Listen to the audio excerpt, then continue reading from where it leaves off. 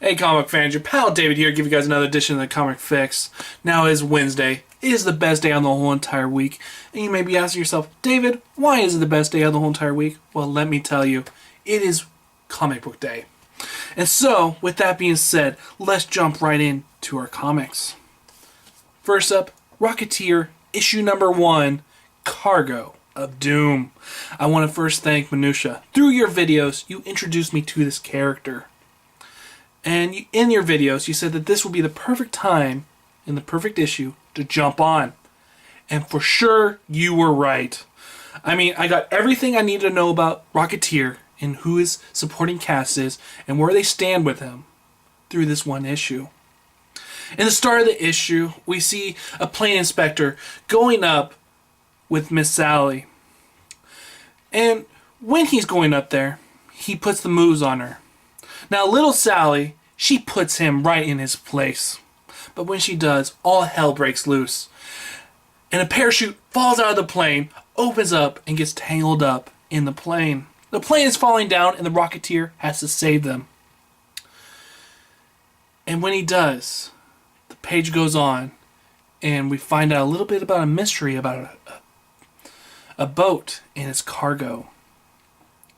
And in this mystery, we find out that there's going to be a lot of hell that's going to be going through Rocketeer. And what is this mystery? Well, you just have to read this book to find out. So let's get on to the good, the bad, and whether or not you should pick up this issue. The good.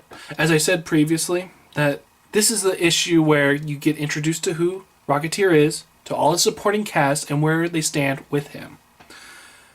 And I really love the character Sally. I call her Little because in here she's about 16 or 17, and she wants a relationship with Rocketeer. And it's just really cool to see their dynamic with each other. Now, I cannot remember Rocketeer's real name on the top of my head. Little Sally, she does not know that Rocketeer is Rocketeer, but she's just in love with him. And it's a really cool dynamic between Sally and Betty, and just this really cool little love triangle between the three of them. There was a point in there where I said where this plane inspector goes and tries to get frisky with this 16-year-old, and when that happens, I just love the way that she took care of it. She put that guy in his place, and I actually wish that he was the one who fell out of the plane. But there is a point in there where the plane inspector goes to the Rocketeer. I wish I could remember his name. But he goes up to Rocketeer and he says, "I'm grounding you. You can't fly anymore." And Rocketeer punches him right in the face. And I was so glad to see that. But I wish he was doing that because of what Sally did, not just for him being grounded from flying. And I like the mystery that's going on in this book. The art in here is really, really nice and really bright and colorful and action-packed. I mean, everything just flows so well in this book. I was just so hooked from the very beginning. There's one little nitpicking that I have to do with this book, is that when you get to the ending, there's no real hook to it. I mean, there's no scene where you're like, oh my god, did that really just happen? And that's where I thought the book was a little lacking. If you're a new reader and you were not hooked by the beginning, the middle, the end is definitely not going to hook you in. But luckily for me, it did. So with that being said, it's a really cool jumping on point. And with that, I give Rocketeer issue number 1, Cargo of Doom, a 3.5 out of 5. And it would have got a 4 if it had that hook at the end that would have just hooked me really well. So now, I'm going on to another series, which is my first time reading the series, and I've been hearing a lot about it and how good it is. And that's Teenage Mutant Ninja Turtles, issue number 13. I heard in the previous issues that the story arc that was going on was something that you couldn't just jump right into and get where it was. And that this was a perfect issue to jump on. And are they right? Well, yes, they are. In this issue, in the first couple pages, you get the little synopsis of what everything that's happened in the previous 12 issues. So you're caught up really quickly. And in here, you get to see the Turtles finally enjoying themselves after all the hell that they've been through with Shredder. And it's really cool to see. But then, the door opens and Casey Jones comes in, battered and bruised. He tells them the story about how he got all these bruises, and they were from his father. His father is beating him. Raphael, what am I thinking? Raphael hears this, gets infuriated, goes to the father to kick his ass. Not far behind him is Splinter. Now Splinter, you hopefully will get to Raphael in time before he does something that he will soon regret. So let's get into the good, the bad, and whether or not you should pick up this book. The one bad thing I just had to go straight up is that I couldn't get into the art really. I mean, halfway through I finally got into it, but at the beginning part where you see the turtles, they look a little off to me. I mean, the artist, you could definitely tell he was going intentionally not having this the prettiest art in the world. But when you see the parts with Shredder in there, and him with his, some family member of his, I believe, and that's when the book just really shined. I mean, I was just like, holy cow, this artwork has finally got really good, and I got used to it. So it takes a little time to get used to. I really like the characters in here. They're the characters that I know and love. And they make me want to go back and read the micro-series that's going on right now. And I'm just so glad to be back in the Turtles. And this is a perfect jumping on point. If you're really hesitant about getting into this series, just know in this book you get a synopsis of everything that's happened, so you're able to enjoy the story a lot. And the ending has a moment where you're just like, oh my god, what's going to happen? So with that being said, I give Teenage Mutant Ninja Turtles issue number 13 a 4 out of 5. And I just cannot wait for the next issue. Now I don't have the... Oh wait, yes I do. The next book is America's Got Powers, issue number 3. It's been about 2 months since we got the last issue, and I was actually not expecting for this issue to come out. Well, it did. And was it as good as the previous issue? The previous issue was one of my favorite issues of that month. Would this one live up to that hype? Well, not really. The start of it did, though.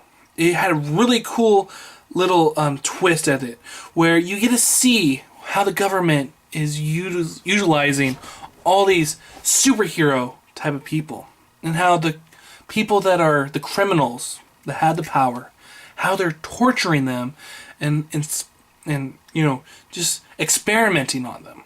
And when you're seeing all this experimenting that the government's doing on these people, you feel so bad for them. You're like, how evil is this government in this world?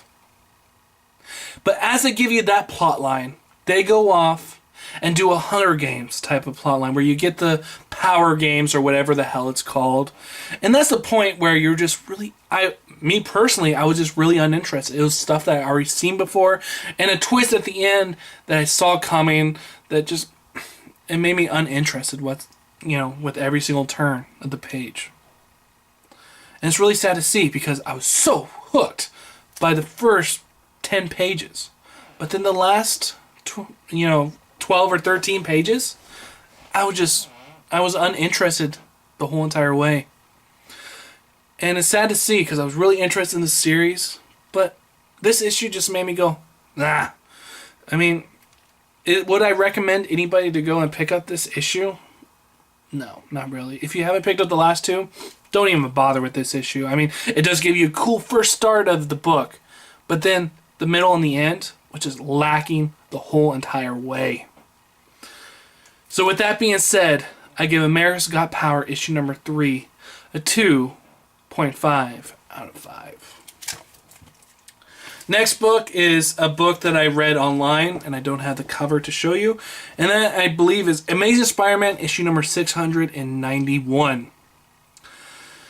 And I won the minutia again. I won the contest, and I got the subscription of Amazing Spider-Man for a whole entire year. And this issue is the 50th anniversary.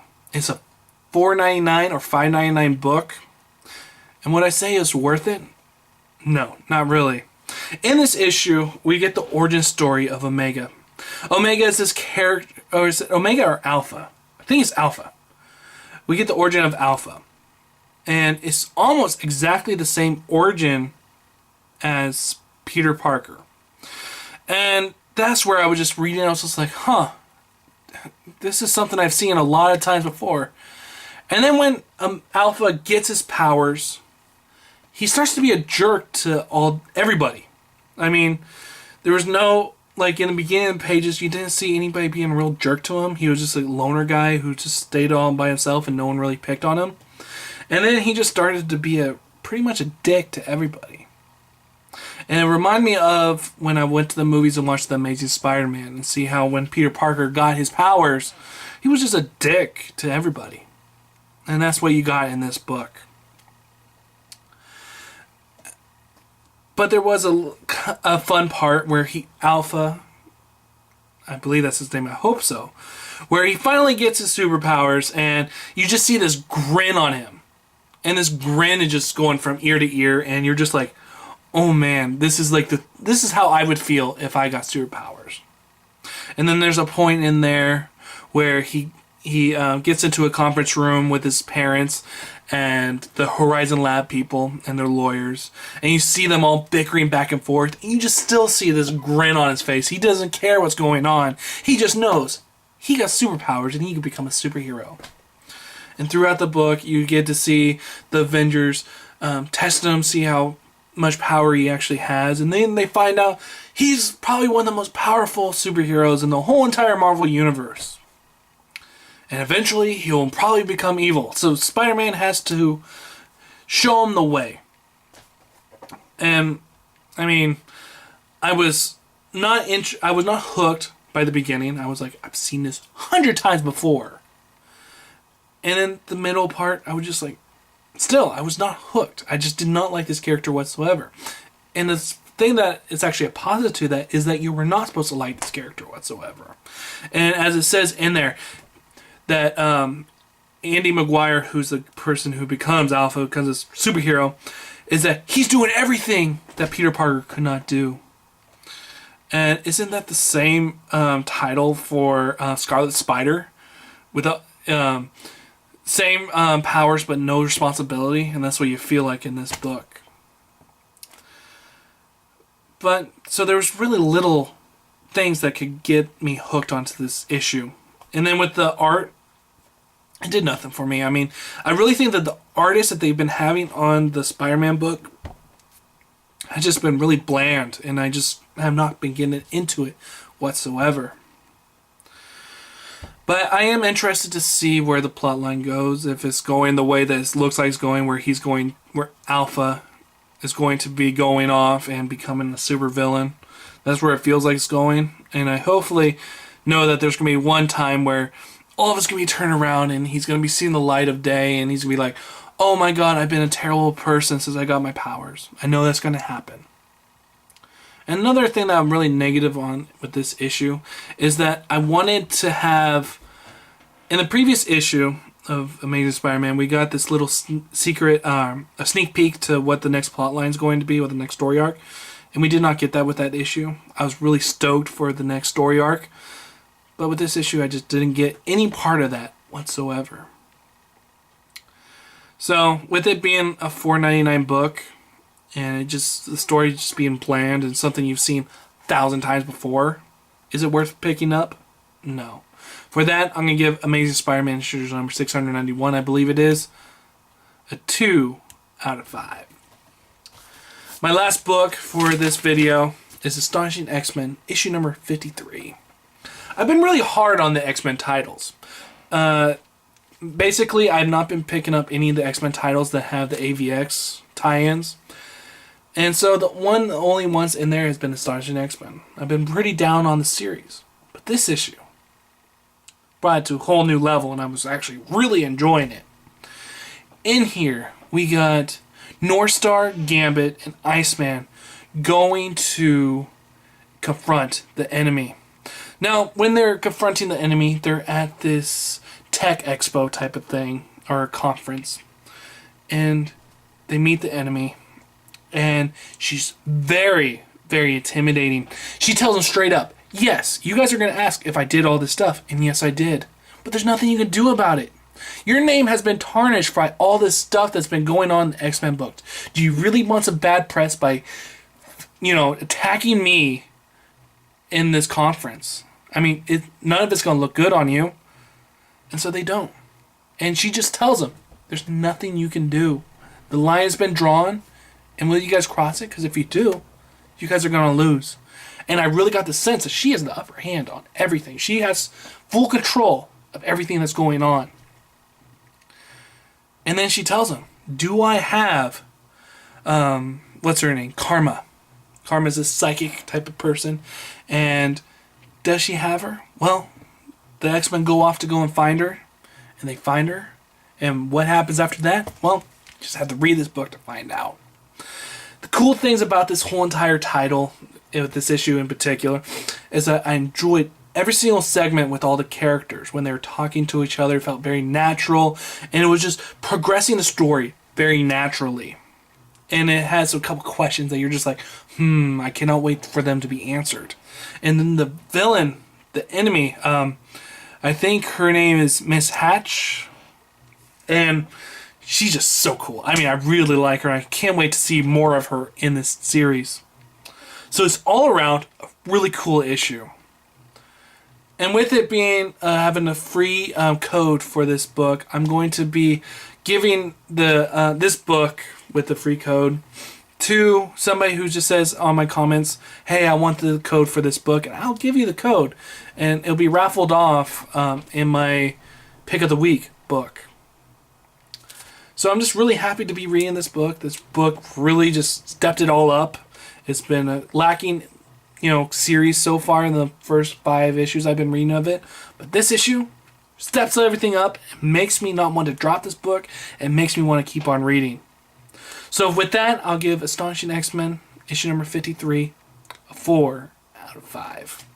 And I cannot wait for the next issue. Now, in my next video, I'm going to be doing some reviews of Batwoman issue number 12, which Batwoman came out last week, but I missed it. I didn't pick it up, so I got it now. Batman the Dark Knight. I really can't wait to read this book. Voodoo issue number 12. Justice League Dark. And finally, All-Star Western. So if you're a new watcher, subscribe up top. And if you're an old viewer, like on the bottom. My name's David, and this is The Fix, and I'll see you guys next time.